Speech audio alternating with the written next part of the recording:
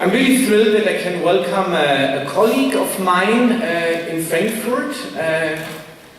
I mean Gillian Einstein, or Epstein.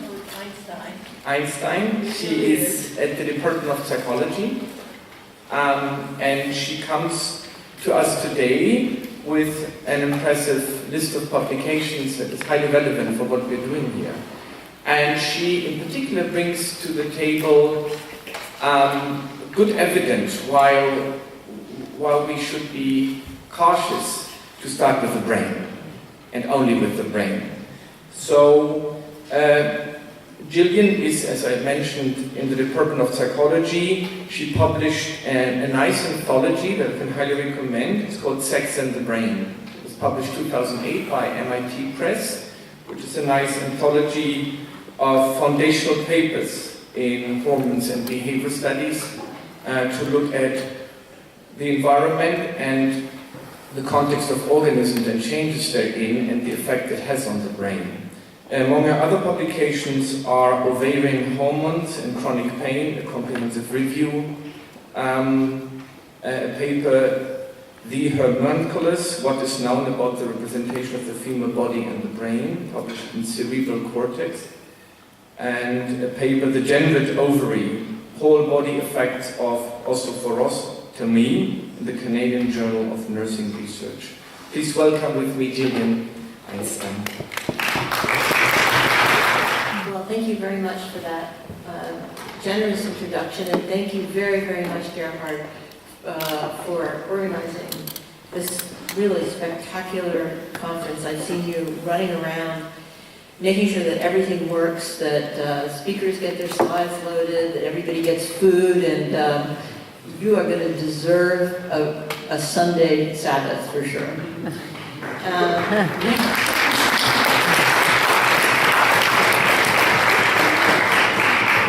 So I'm a neuroscientist, and I'm trained as a neuroanatomist, and really that's what my work is about. It really is about how people's brains work. However, in developing a research program on women's health, and also in developing this anthology, in fact, I began to see that bodies are far more complicated than science gives credit to, and that the brain, in fact, is not the CEO of the body, that there's a reciprocal relationship between the brain, the entire body, and in fact, the world outside the body. So it's very complicated. Here's the thing. Science has to be the art of the doable. You have to be able to do an experiment. And so sometimes as scientists, we have to limit our claims. We have to restrict our dreams to study everything. I can tell you a lot about that. But it must be doable in order to give credit to the complexity. So sometimes we stick to this idea of the binary in order to make science doable, because that's nice and clean. You can have one variable and everything else held constant. However, the binary really is just an idea. It's not really a phenomenon in the world, as you just so eloquently and convincingly heard from Joan. It's an idea in culture, and it's an idea that's been verified in science. And what I would like to do today is to first describe a history, at least from my perspective, of how some of this verification might have occurred. And second, to talk to you about some methodologies and thinking that I use in order to try to disrupt the binary while in fact still doing an experiment. And then I'd like to give you 3 examples. So, yeah, that's what I said. A history, an approach, and 3 examples briefly. And my examples are, the talks that you heard on the first day of this conference were really about how do we get that way, so to speak, and afterwards I'm happy to talk about my responses to that. But this talk is not about how, but about outcomes, potential outcomes. And that includes surgeries, outcomes to surgeries, and outcomes to hormones. Because once we do something, we need to find out, well, what is it like for the person themselves? So the field of hormones and behavior, which is really the field that gave birth to the idea of sex differences, was started by Frank Beach, formally started by Frank Beach, a psychologist who did his work from the 30s to the 70s. He really did found the field of hormones and behavior. He founded the journal Hormones and Behavior. And this field was begun because Frank Beach was called together by somebody in the National Research Council, which in its day was the National Institutes of Health in the United States. And they said to Beach, we really need to solve the problems of homosexuality and prostitution. So could you please form a working group of scientists to solve this problem and understand it? So right there, you get the beginning of this field. And Beach and his colleagues decided the human problem was too vast and decided to study guinea pigs and rats in their sexual behaviors instead. So emerging from this field called hormones and behavior really is now what is called the study of sex differences, including differences in the brains of gay, straight, and trans and cis. So I'm going to take a few minutes to explain this to you. The first binary is that there are male and female typical behaviors, and that's really where Beach started. So here you see a male rat mounting a female rat. The female posture is called lordosis, and the male is mounting her in order to intromit. And the typical behavior is that male rats mount female rats, that female rats wiggle their ears, hop, and allow themselves to be mounted, and the female rats do not mount, and male rats do not lordose. Now, interestingly enough, I never knew Beach, although some of my colleagues in psychology knew Beach. So I could say a lot of things about Beach that maybe those who knew him personally wouldn't say exactly, because he had many personal characteristics as well. But from my perspective, Beach was actually quite open-minded. His first paper was a paper about female mounting behavior shown by male rats, female mating behavior shown by male rats after giving them testosterone. So that means that he got males to lordose. He was interested in that. And the second paper was a follow-up, but basically he was looking at females mounting males. Now, this is all very good and very interesting. He had to create certain conditions in which this could happen. But in fact, what he did, I won't read this slide, because it's really his words of where he started and why he did it. He started from another experiment.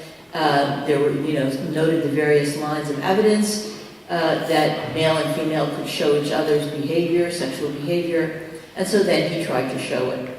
But in the paradigm, it's a very interesting paradigm, which I really won't read, but what he did was, the first thing was to get males and females together and give the males some experience of mating with a female before he took the female away and then tried to get the males to mount each other. However, he took out all the males who didn't mount the females. So he took out the ones that weren't behaving in a sex-typical fashion, never studied them. And the same with females. He never studied the females who didn't lordose. So all of a sudden, you get an experimental increase in the binary response, because you've taken out the animals that don't respond according to the binary. But Beach himself showed, even though he did this, he showed that mating behavior is not sex-specific. Male and female circuits exist in both sexes, and this was his conclusion, that the circuit existed in both sexes. It just required the proper activation, and that it's the stimulus that matters, and not the sex of the animal. But this has kind of gotten lost. What happened?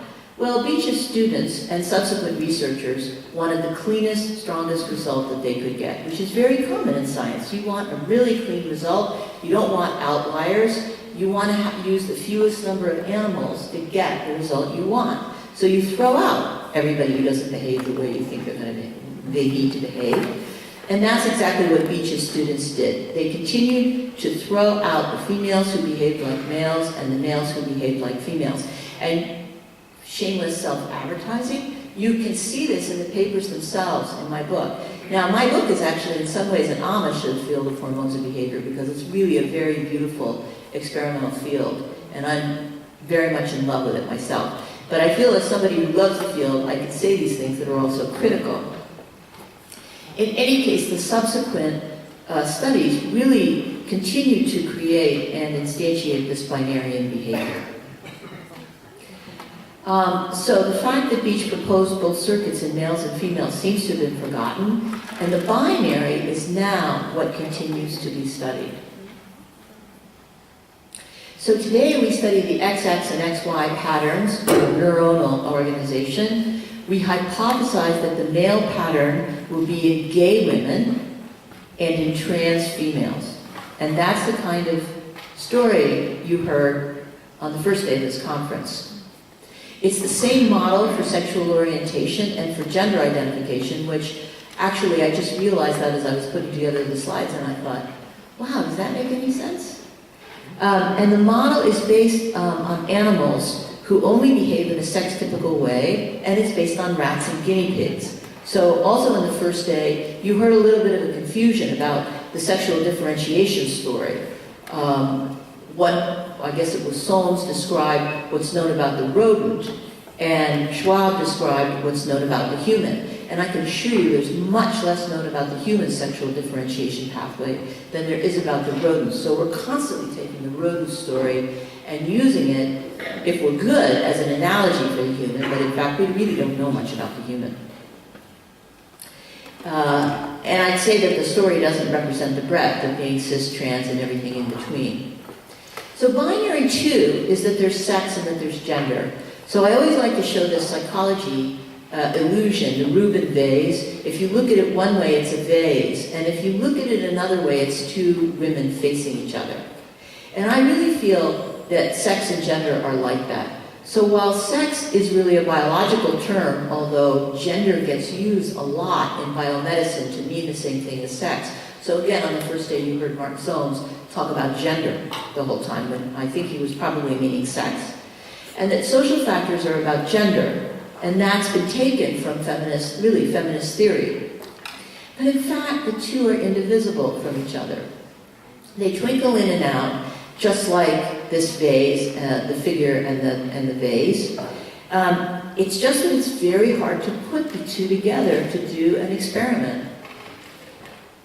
But we know, as sure as the Lord also made little green apples, as a kind of North American expression, the world actually writes on the body. There is no body that hasn't been influenced by the world. Gendered life experiences make a difference to the brain.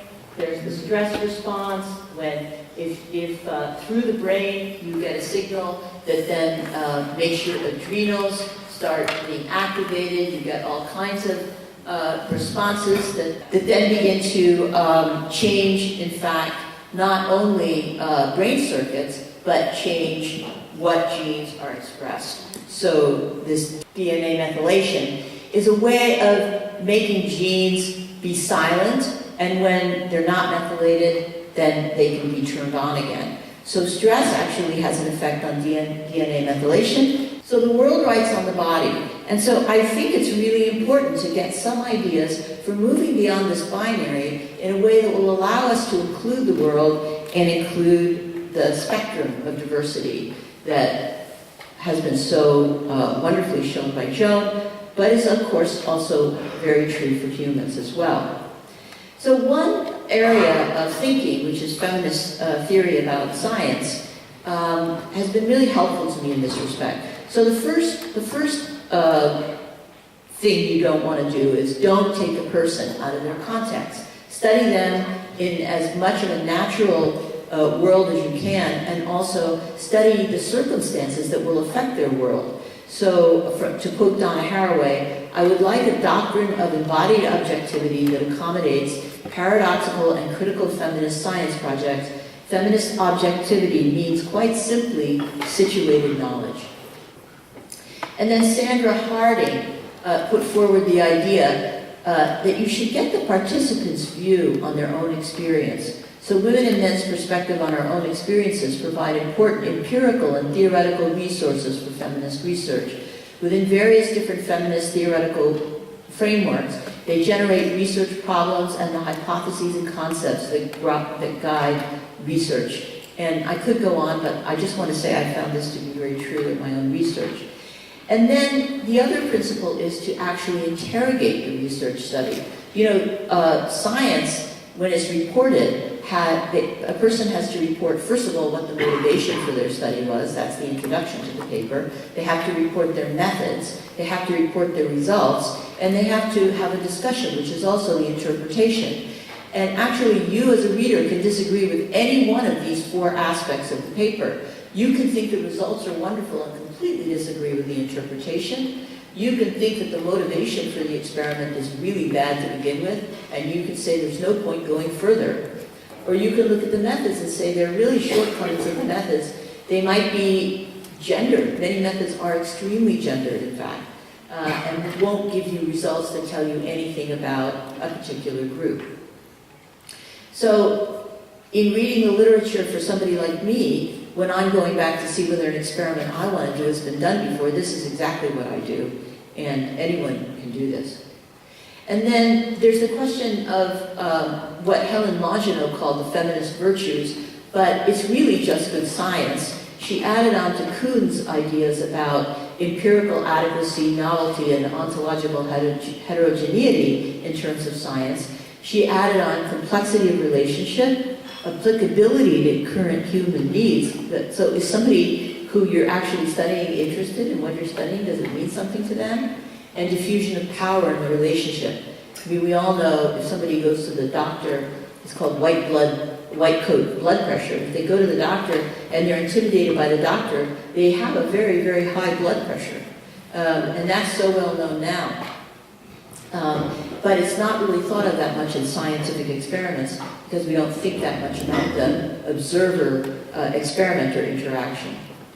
So my paradigm is to ask the question, how can we look at the nervous system but not reduce the person to the brain? So what I call what I do a kind of a corporeal neuroscience, after Liz Gross.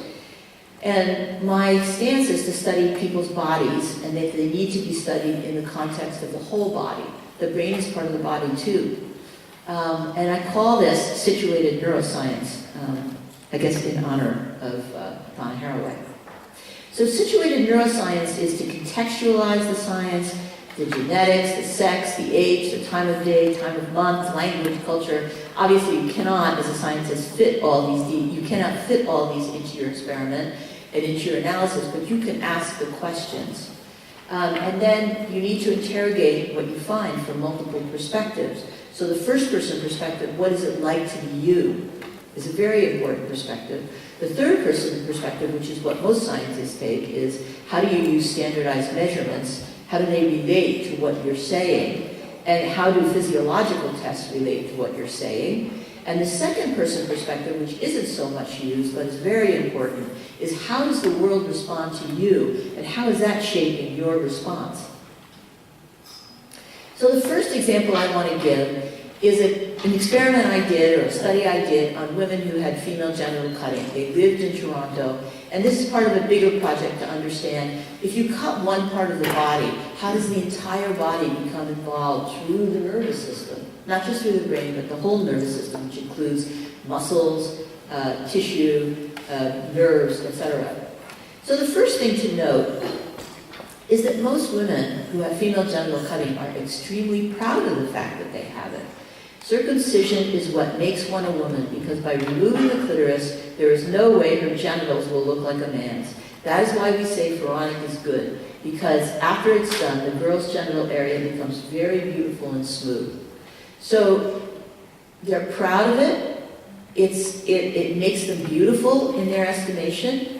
And there's also something embedded here that's very interesting, which is this is part of another sexual differentiation story. So we heard one sexual differentiation story, which is the one that I happen to go by since I'm from the West and trained in it. But the sexual differentiation story for most of Sahel Africa, which is the area in which female genital cutting is practiced, is that males and females are born equivalent. They're born the same. And so making somebody male or making somebody female has to happen after birth. And so to make a male a successful male, you have to remove the foreskin because that's what's feminine. And unfortunately for the females, what's masculine is a little bit more than the foreskin. It's the external portion of the clitoris. But it's part of a whole sexual differentiation story, which I think is quite interesting in the context of what we heard last week, or in the last couple of days. And I want to show you this slide because as a neuroscientist, I started thinking of female genital cutting as something that was affecting the nervous system and not something that was affecting the reproductive system. And why did I think that? Because when you cut the genitals, you're cutting nerve and muscle. And if you're cutting nerve and muscle, you're changing the nervous system. What are the nerves and the muscles that are cut? Well, I show these two pictures, first of all, to show you that humans aren't like rats. So in humans, these muscles, the bulbar cavernosus, the ischial-cavernosus, the superficial transverse perineal, and the deep transverse perineal, they exist in both males and females. In males, they underlie the penis, and in females, they underlie the clitoral shaft.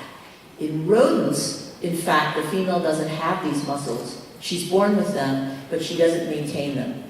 And so that is actually gives birth to one of the strongest sexual dimorphisms that there is, in my opinion, in the rodent literature, which is in the spinal cord, and I can tell you about it later. But it's a big difference between male humans and rats. And so I think that's important to point out.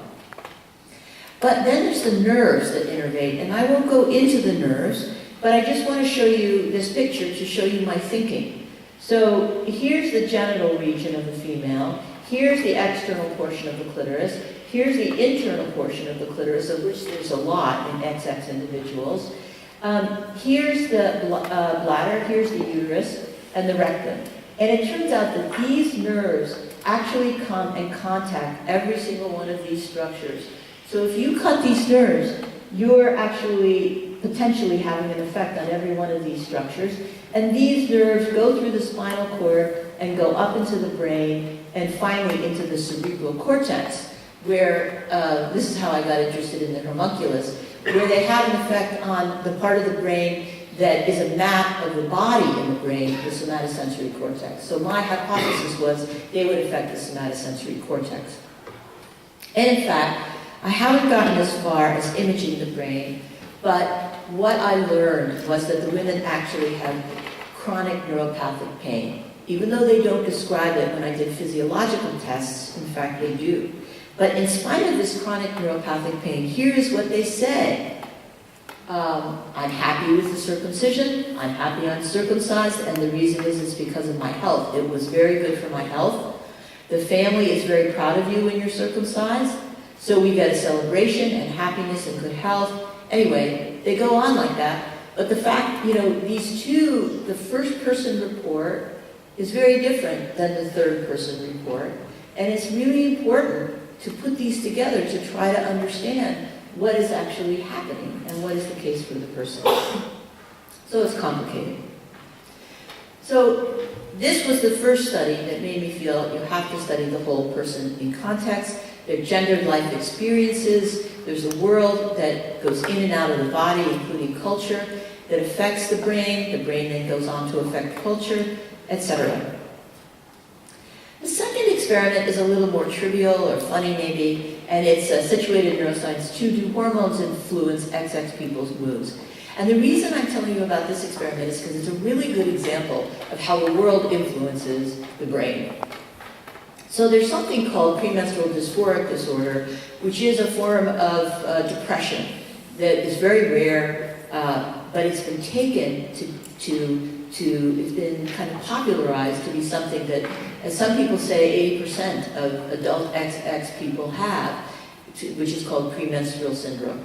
And so some colleagues and I decided to study premenstrual syndrome, and the first thing we did was a literature review. And the most important point about this slide is it shows that in the papers that were adequately powered to do this kind of study, and that actually looked at the menstrual cycle for 1 full month one full cycle, there was no specific association with mood with any time of the month.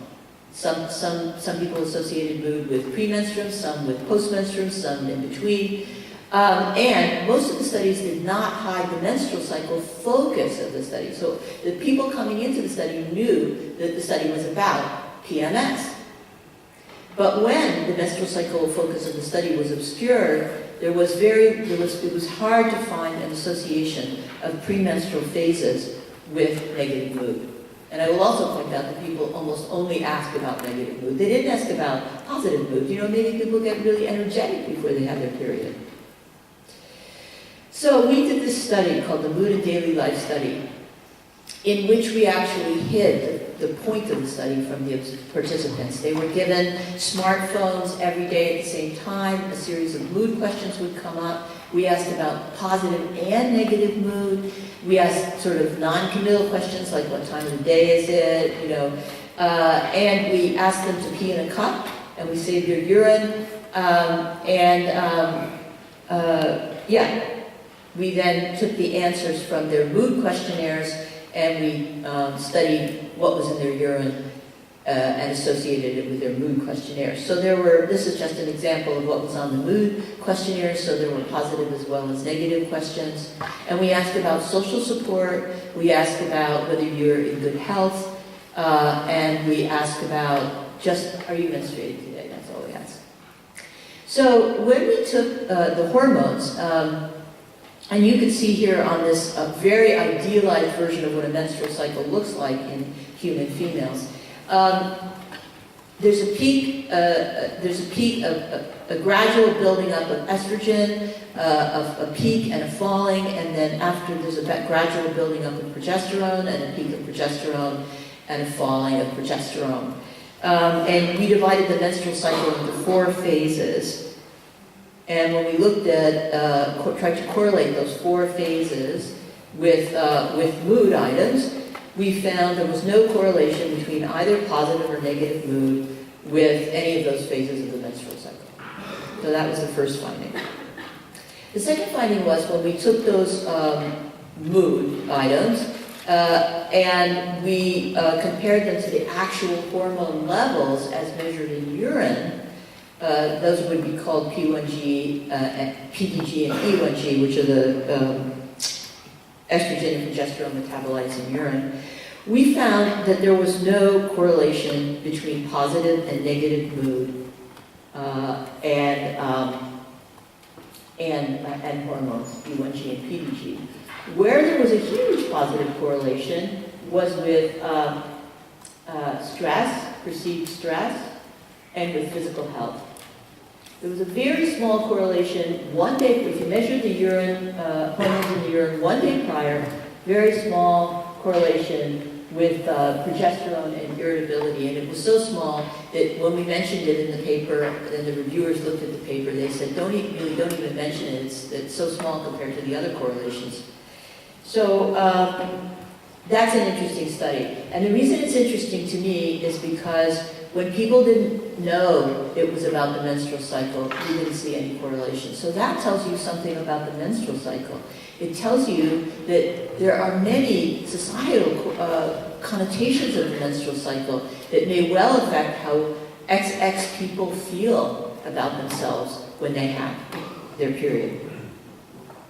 So the third experiment is, do hormones influence trans-men's cognition? Now, I'd like to tell you, there's a lot I could tell you about this, but it's really something that we've just started. So I only have a few slides to show you, but I can tell you what we're thinking about and where we're going with it. And this is really being done by an undergraduate at the University of Toronto, Seth Watt. So it's the third binary, and this is a binary that Seth feels very strongly about, which is the social and the somatic. So the division between the social and the body. His perspective is how we feel about our bodies is the social projected onto us. The biomedical model of studying 2 sexes leads to confusion among people, in fact, because most of us aren't actually one of 2 sexes, and that the centrality of the heterosex as the standard makes, in turn, does something that's very weird, which goes back to the early hormones and behavior literature, which I said is now the paradigm. It makes sexuality associated with gender. So every time somebody who does brain imaging says that a nucleus in the hypothalamus in male to female trans looks like a nucleus in the female brain, the XX brain, and then does the same thing for gay people, it's really pushing this idea that heterosex is the standard and kind of compressing sexuality with gender, which in the case of transgender is not appropriate. So Seth's project is to ask, do transgender people have cognitive styles more similar to members of their natal sex or members of their affirmed gender? We do a lot of cognitive testing in my lab, so this is a natural for him. What effect, if any, does cross-sex hormone therapy have on transgender people's cognitive style? So if you're taking a lot of testosterone, does it affect your spatial abilities? Does it change how you see the world and respond to the world? If you're taking a lot of estrogens, does that increase your verbal ability and change your spatial ability? If you believe in these sex differences to begin with. And is there a correlation with hormone level? So he's looking at self-rated dysphoria and cognitive performance. He's giving people three-dimensional object rotation tests, line orientation tests, word production, and sentence production. These are standard neuropsych things, so I won't go on anymore. But what he's found so far that's really interesting are the second-person repercussions. So when he interviews people and he asks the question, do you think the separation of gender dysphoria into social and body issues is a meaningful distinction? Here's what people say. When a trans male is treated different than a biological male because they are not seen as true men, they cannot be changed by surgery or therapy of any sort. Social dysphoria can only be healed through public acceptance. Another person says, I think that the social aspects of the way one is perceived can increase or decrease body dysphoria. So there's the world acting on really the brain and your sense of yourself. They are experienced together. The social can influence the extent to use medical interventions, clothing choices, physical activity, i.e. bodybuilding, to adjust what others perceive are or my gender to be. Separating out social problems and dysphoria is useful in assessing how society needs to change or be educated. If society can be educated to be more accepting of different expressions of gender, or accepting what I say my gender is, rather than above and beyond what they see, then I would probably not need as much expensive medical intervention. And another person says, I think they can be separated, although the one often influences the other. Social norms affect the way you perceive your body and often creates an image of the ideal body. So I think this is interesting. And this is one result. This is a plot of the individual participants here along the x-axis and the score on a gender dysphoria scale. And these are cisgendered people. So he's got cisgendered people in his control population. It's also part of the study. And what you see is that actually there's some gender dysphoria in both male and female cis population, but it's very strong in females. And so Seth's point here is that our culture's restrictive gender binary harms all people, cis and trans alike. So in concluding, I'd like to just say that I think situated neuroscience gives us some insights into the sort of broader being of the brain in the world and the body in the world. And when I say body, I do include the brain.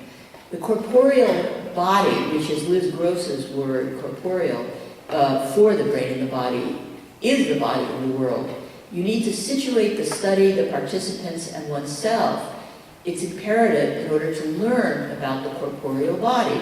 You can't just pretend to have, as Haraway would say, the view from nowhere, or the God's eye view. The body has no independent parts, and anybody who studies hormones knows that. It absolutely knows that. Sexed bodies can be studied without essentializing reproduction, and the world writes on our bodies. You cannot understand what is happening to the body without understanding the world that that body is in, and that biological diversity exists within a category. So I want to give thanks to Seth Watt for helping me enormously with this talk and sharing his data, and I want to thank you as well for your attention.